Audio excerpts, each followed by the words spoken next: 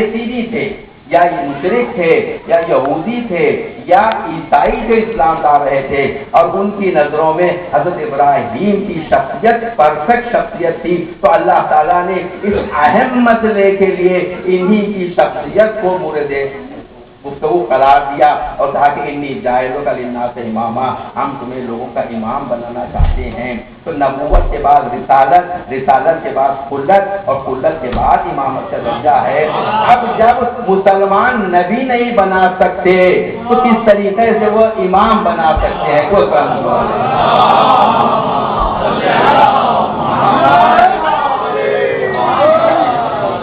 بس یہ امام ہی ہے جنہوں نے دین کی خدمت کی، دین کو پہنچایا اور دین کو بچایا۔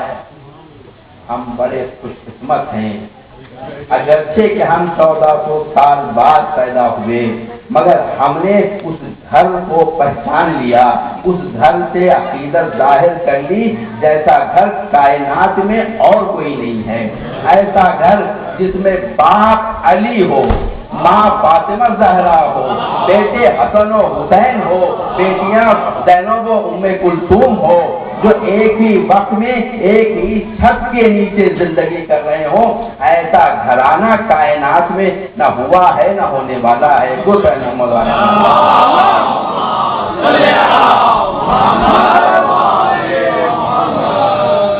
اور اس گھرانے سے چاہنے والوں نے بھی جیسی عقیدت ظاہر کی اور جیسی قربانیاں ان کے لیے پیش کی، مال سے، جان سے، اولاد سے، مرتبتیں، نوحے، ملکیے، ہر قسم کی قربانیاں جو چاہنے والوں نے پیش کی، ایسی قربانیاں کسی اور گھرانے کے لیے تاریخ میں نہیں۔ ان کے چاہنے والے بھی ایسے ہوئے ہیں کہ ایسے چاہنے والے کسی اور گھرانے میں کے لیے نہیں، اور ان کے دشمن بھی ایسے ہوئے ہیں کہ ویسے دشمن تاریخ میں نہیں۔ دشمن کا کیا عرض کریں، آپ جانتے ہیں کہ دشمن بحث فرات کے کنارے علی اصغر کو ایک چلو پانی دینے کے لیے آمادہ نہ تھا۔ وہ جو حسین جسے لے گئے اور جس کے لیے حسین نے ایک چلو پانی مانگا، جو پانی دینے کے لیے نہیں بلکہ علی اصغر کو شہید کیا گیا، کاش یہیں پہ رک جاتے، نہیں یہاں پر بھی نہیں رکے۔ جب باپ نے علی اکبر کو اس خیال سے زمین میں دفن کر دیا کہ اس کے بعد جو گھوڑوں کی ٹاپیں ہوگی تو یہ پھولتا بدن برداشت نہیں کر سکے گا، دشمنوں نے علی اکبر کے جسد کو زمین سے نکال کر ماں کے سامنے گھراب رضا کیا، سر سے سر کو جدا کیا۔ تو ایسا ظلم کرنے والے بھی کئی اس خاندان کے لیے اور کئی نہیں ہوئے۔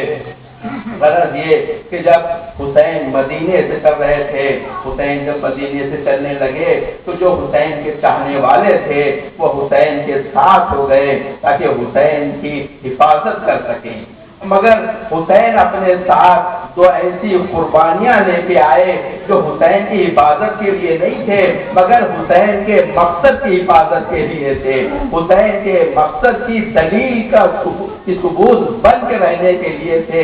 ایک تو وہی قربانی تھی جس کا میں نے تذکرہ کیا علی اکبر کی، اور دوسری وہ تھی وہ 4 سالہ سکینہ جو باپ کے سینے پر سوتی تھی۔ یہ حسین اپنی قربانیاں لے کے آئے تھے، یہ قربانیاں تھی حسین کے مقصد کے لیے۔ اور جب حسین پہنچے ہیں کربلا میں تو حمید ابن مسلم بیان کرتا ہے، ریاض الشہداء میں یہ روایت ہے کہ ایک مرتبہ ایک شخص آیا جس کے پاس 2 گوشوارے تھے اور 2 چھوٹی چھوٹی چادریں لے کے آیا۔ امام حسین علیہ السلام نے اس سے گوشوارے بھی خرید لیے، دونوں چادریں بھی خرید لی اور ایک چادر لوٹا دی یہ کہہ کے کہ دیکھ اگر یہ دوسری چادر کسی کے سر پہ دیکھنا تو اسے سب سے نہ اتارنا۔ حمید کہتا ہے کہ عاشور کے دن میں نے اس شخص کو دیکھا کہ وہ جا رہا تھا، اس کے ہاتھ میں کوئی شے تھی جس سے خون ٹپک رہا تھا۔ میں نے کہا کہ یہ کیا ہے؟ اس نے ہاتھ کھول دیے، دیکھا کہ اس میں وہی گوشوارے تھے اور چادر لیے جا رہا تھا۔ میں نے کہا اے بے حیا، حسین نے تجھ سے یہ اس لیے خریدا تھا، اس لیے ہبہ کیا تھا کہ دوسری چادر نہ لے۔ اس نے کہا کہ جب حسین شہید ہو گئے تو میرا اب اپنے وعدے پہ باقی رہنا کیا ضروری ہے آزادارو۔ اور اس کے بعد جب عاشور کا دن آیا اور وہ لمحہ بھی آیا کہ ابو الفضل عباس مشق لے کے چلے، اور اس کے بعد یہ اطلاع بھی آئی کہ غازی کے ہاتھ قلم کر دیے گئے، غازی شہید ہو گیا، مگر سکینہ بی بی کی پیاس نہیں بجھی، مگر سکینہ بی بی نے اس کے بعد پھر کبھی پانی کا مطالبہ نہیں کیا، کبھی بی بی نے آتش کی آواز بلند نہیں کی، یہاں تک کہ حسین شہید ہو گئے، حسین کی شہادت ہوئی۔ حسین کی شہادت کے بعد جب ذوالجناح لوٹا ہے اور جب در خیمہ پہ آیا اور جب اس نے آواز لگائی تو یہ بچی دوڑتی ہوئی پہنچی، دیکھا کہ زین کٹی ہوئی ہے، زین گری ہوئی ہے، باگیں کٹی ہوئی ہے اور پیشانی پر کوہل لگا ہوا ہے۔ ایک مرتبہ بی بی نے اس سے پوچھا، اے اسبا وفا، اے بابا کے گھوڑے، میں جانتی ہوں جب بابا گئے تھے تو بابا پیاسے تھے، یہ بتا کہ بابا کو پانی ملا یا نہیں، یا بابا پیاسے ہی شہید کر دیے گئے؟ بی بی کی پیاس نہیں بجھی، آیتا سے پیاس تھا مگر پھر پانی کا مطالبہ نہیں کیا، یہاں تک کہ شام غریبہ آ گئی۔ شام غریبہ کی تاریخ میں بی بی ایک مرتبہ وہاں سے اٹھی اور اپنے بابا کو ڈھونڈتے ہوئے چلی اور وہاں نشہر میں پہنچی۔ ایک مرتبہ شہزادی زینب اور شہزادی ام کلثوم متوجہ ہوئی کہ سکینہ بی بی نہیں ہے، انہوں نے ڈھونڈنے کا ارادہ کیا، وہاں سے نکلی، ایک شخص کو آتا ہوا دیکھا کہ اس کے ساتھ اس کی سواری تھی، اس سے پوچھا، ایسے کیا تو نے کسی لڑکی کو روتے ہوئے دیکھا ہے؟ اس نے کہا نہیں، میں نے کسی لڑکی کو نہیں دیکھا، مگر نشیب سے رونے کی صدا آ رہی تھی اور ایسی دردناک آواز تھی کہ میرے گھوڑے نے بھی پانی پینا چھوڑ دیا اور یہ پیاسا ہی چلا آیا۔ اس کے بعد بیوی پہنچی ہے اور دیکھا کہ سکینہ بی بی حسین کے سینے پر سو رہی ہے، آواز دیتی ہوئی جو قریب پہنچی، ایک مرتبہ حسین کی آواز آئی، بہنا آہستہ ابھی سوئی ہے۔ بچی کو اٹھا کے جب لینے چلے، ایک مرتبہ پوچھا، سکینہ بی بی تم نے بابا کی جسد کو کیسے پہچانا؟ کہا کہ میں مقتل میں رو رہی تھی، بابا بابا کہہ کے رو رہی تھی۔ ایک مرتبہ بابا نے کہا کہ لیا سکینہ میں پہنچ گئی، بابا نے اپنے ہاتھ پھیلائے، مجھے اپنے سینے سے لگا دیا۔ آزاداروں، بیٹی باپ کے لیے جیسے گریا کرتی ہے ایسا گریا کوئی نہیں کرتا۔ تاریخ میں ہے کہ علی کے جنازے پر بڑی رونق تھی، اس لیے کہ علی کی کئی بیٹیاں رو رہی تھی، علی کے جنازے پہ رونق تھی۔ جناب موسیٰ نے بھی اللہ سے دعا کی تھی کہ پروردگار مجھے ایک بیٹی عنایت کر تاکہ میں جب دنیا سے گزر جاؤں کہ میرے جنازے پہ رونق ہو۔ آزادارو، رونق اس وقت ہوتی ہے جب بیٹی کو باپ کے لاشے پر جانے کی اجازت ہو۔ میں کیسے عرض کروں، حسین 2 بیٹیاں ساتھ لائے تھے مگر کسی کو بھی جنازے پہ نہ جانے کی اجازت تھی نہ رونے کی اجازت تھی۔ مختصر یہ کہ یہ بیوی قافلے کے ساتھ چلتی رہی، قافلے میں جہاں بھی بیوی گر جاتی، ایک مرتبہ حسین کا وہ نہزاد حسین کا سر تھا وہ زمین میں دب جاتا اور اس وقت تک آگے نہ بڑھتا جب تک سکینہ بی بی کے قافلے میں نہ آ جاتی، یہاں تک کہ یہ قافلہ وارث شام ہوا۔ ہاں یہی ایام ہے کہ یہ فاتحین کربلا وارث شام ہوئے، دربار شام میں داخلہ ہوا اور اس شان سے داخلہ ہوا کہ 12 بیویاں ایک رسم میں بندی ہوئی تھی اور ایک مرتبہ پہنچی سکینہ بی بی کے گلے میں رسی باندھی گئی تھی۔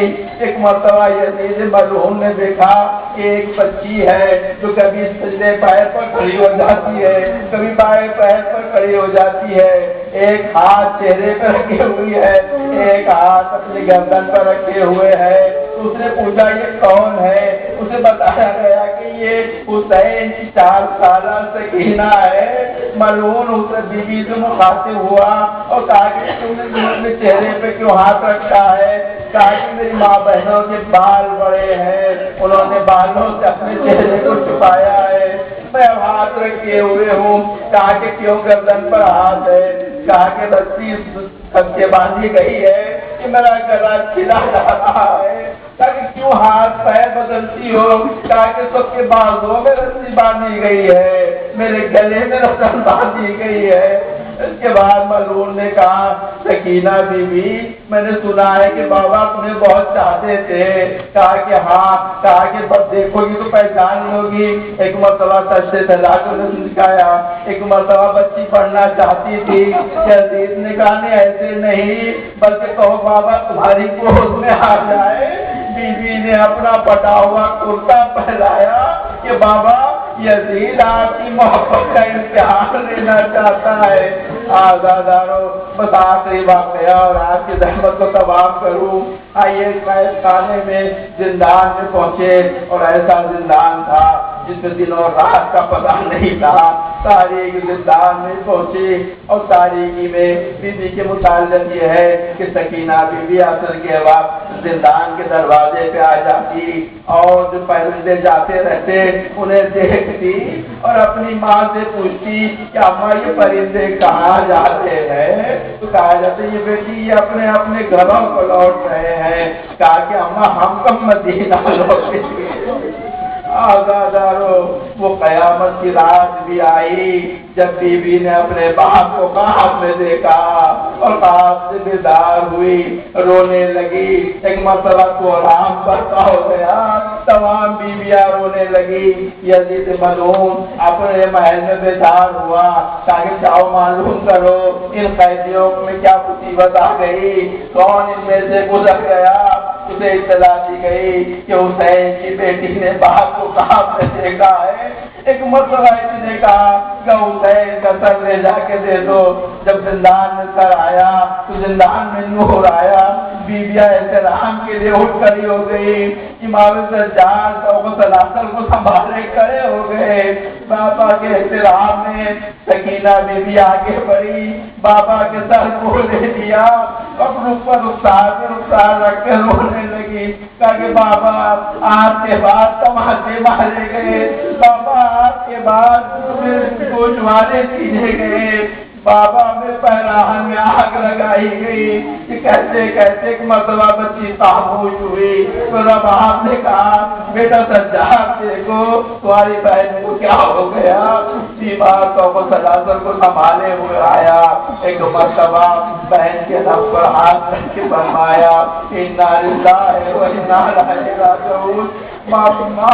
یہ بابا کی خدمت میں پہنچ گئی۔ آزادارو جس طرح حسین بے غسل و بے کفن دفن ہوئے، بالکل اسی طرح حسین کی یہ بیٹی بھی یزید کے ظلم کو ظاہر کرنے کے لیے اپنے پھٹے کرتے میں زندان میں دفن ہو گئی۔